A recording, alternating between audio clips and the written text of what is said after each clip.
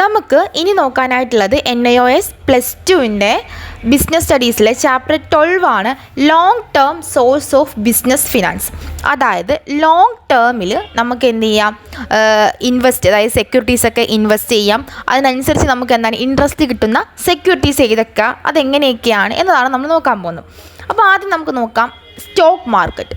എന്താണ് stock market എന്ന് ചോദിച്ചാലും നമ്മൾ പറഞ്ഞു നമ്മുടെ ഫിനാൻഷ്യൽ അസറ്റ് അത് വാങ്ങിക്കുകയും അത് വിൽക്കുകയും ചെയ്യുന്ന ഒരു പ്ലേസാണ് സ്റ്റോക്ക് മാർക്കറ്റ് എന്ന് പറയുന്നത്. അപ്പം നമ്മുടെ ധനകാര്യ ആസ്തികൾ വാങ്ങിക്കുകയും വിൽക്കുകയും ചെയ്യുന്ന ഒരു പ്ലാറ്റ്ഫോമാണ് നമ്മുടെ സ്റ്റോക്ക് മാർക്കറ്റ് എന്ന് പറയുന്നത്. അടുത്ത് നമുക്ക് പഠിക്കാനായിട്ടുള്ളത് മ്യൂച്വൽ ഫണ്ട്. എന്താണ് മ്യൂച്വൽ ഫണ്ട് എന്ന് ചോദിച്ചാൽ ജനങ്ങളുടെ സമ്പാദ്യശീലം ശേഖരിച്ച് അതിനെ വിവിധ നല്ല ധനപ്രദമായിട്ടുള്ള സെക്യൂരിറ്റികളിലേക്ക് ഇൻവെസ്റ്റ് ചെയ്തിട്ട് അവർക്ക് അതിൻ്റെ ഇൻട്രസ്റ്റ് കൊടുക്കുന്നതാണ് മ്യൂച്വൽ ഫണ്ട്സ് എന്ന് പറയുന്നത്. അപ്പോൾ ഒന്നുകൂടി പറയാം, ജനങ്ങളുടെ സമ്പാദ്യത്തെ ശേഖരിച്ചിട്ട് അവയെ വിവിധ നല്ല ഇൻട്രസ്റ്റ് കിട്ടുന്ന സെക്യൂരിറ്റീസിലൊക്കെ ഇൻവെസ്റ്റ് ചെയ്തിട്ട് അവർക്ക് ഇൻട്രസ്റ്റ് കൊടുക്കുന്ന ആളുകളാണ് നമ്മുടെ മ്യൂച്വൽ ഫണ്ട്സ് എന്ന് പറയുന്നത്.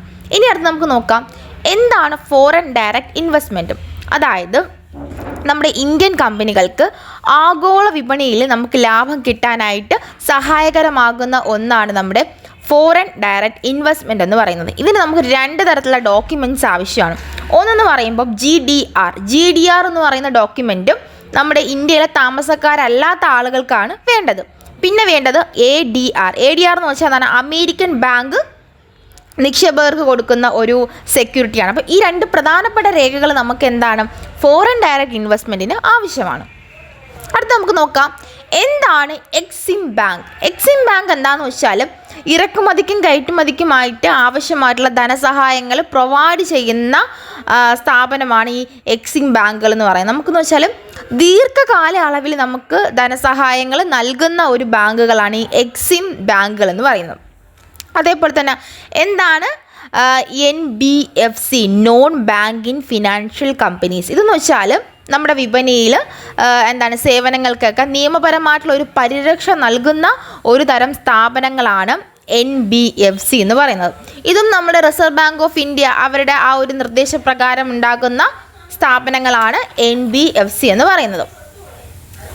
ഇത്രയും കാര്യങ്ങളാണ് നമുക്ക് കുറച്ച് ഡീറ്റെയിൽ ആയിട്ട് പഠിക്കാനായിട്ടുള്ളത്. ഇനി നമുക്ക് അടുത്ത പാർട്ടിലേക്ക് പോവാം. നമുക്ക് ഇനി നോക്കാം എന്താണ് റീറ്റെയിൻഡ് ഏർണിങ്സ്. ഈ റീറ്റെയിൻഡ് ഏർണിങ്സ് എന്താണെന്ന് വെച്ചാൽ നമ്മളൊരു കമ്പനി ഇപ്പം ഒരു വർഷം പ്രോഫിറ്റിൽ നിന്ന് കുറച്ച് ഭാഗം എടുത്ത് അങ്ങ് മാറ്റി വയ്ക്കും. എന്തിനെന്ന് വെച്ച് കഴിഞ്ഞാൽ ഭാവിയിൽ നമുക്കത് ഉപയോഗിക്കാനായിട്ട്. ഇപ്പോൾ ഒരു കമ്പനി സ്റ്റാർട്ട് ചെയ്ത സമയത്ത് ആ കമ്പനിയുടെ ലാഭത്തിൽ നിന്നും ഒരു ഭാഗം എടുത്ത് മാറ്റി വയ്ക്കും. എന്തിനു വേണ്ടിയിട്ടാണ്? ബിസിനസ്സിന്, അതായത് ഭാവിയിൽ എന്തെങ്കിലും ആവശ്യം വരുമ്പോൾ ഉപയോഗിക്കാനായിട്ട്. ഇതിനെയാണ് നമ്മൾ റീറ്റെയിൻഡ് ഏർണിങ്സ് എന്ന് പറയുന്നത്. ഇനി പ്രധാനമായിട്ടുള്ള സ്പെഷ്യൽ ഇൻസ്റ്റിറ്റ്യൂഷൻസ് ഏതൊക്കെയാണ്? ഒന്നെന്ന് പറയുന്നത് industrial financial corporation in India. ഇതെന്ന് വെച്ച് കഴിഞ്ഞാൽ നമ്മുടെ പാർലമെൻറ്റ് പാസ്സാക്കിയ ഒരു സ്പെഷ്യൽ ആക്ട് പ്രകാരം ഉള്ള ഒരു സംരംഭമാണ്. ഇതെന്ന് വെച്ച് കഴിഞ്ഞാൽ നമ്മുടെ സ്വതന്ത്ര ഭാരതത്തിലെ ആദ്യത്തെ ഒരു സാമ്പത്തിക സ്ഥാപനമാണ്. മെയിനായിട്ട് ഇവർ ചെയ്യുന്നതെന്ന് വെച്ചാൽ ദീർഘകാല വായ്പ, ഇടക്കാല വായ്പ തുടങ്ങിയ കാര്യങ്ങൾ ചെയ്തു കൊടുക്കുന്നു. അതേപോലെ തന്നെ വേറൊരു ഇൻഡസ്ട്രി ഉണ്ട്, industrial credit and investment corporation in India. ഇതെന്ന് വെച്ച് കഴിഞ്ഞാൽ സ്വകാര്യ വ്യവസായ സ്ഥാപനങ്ങൾക്ക് ധനസഹായം നൽകുന്നുണ്ട് കേട്ടോ. മാത്രമല്ല നിരവധി ജോബുകൾ കൊടുക്കുന്നുണ്ട്, നിരവധി നിക്ഷേപ വിപണികൾ ഉണ്ടാക്കുന്നുണ്ട്. അങ്ങനെ കുറേ കാര്യങ്ങൾ ഇവർ ചെയ്യുന്നുണ്ട്.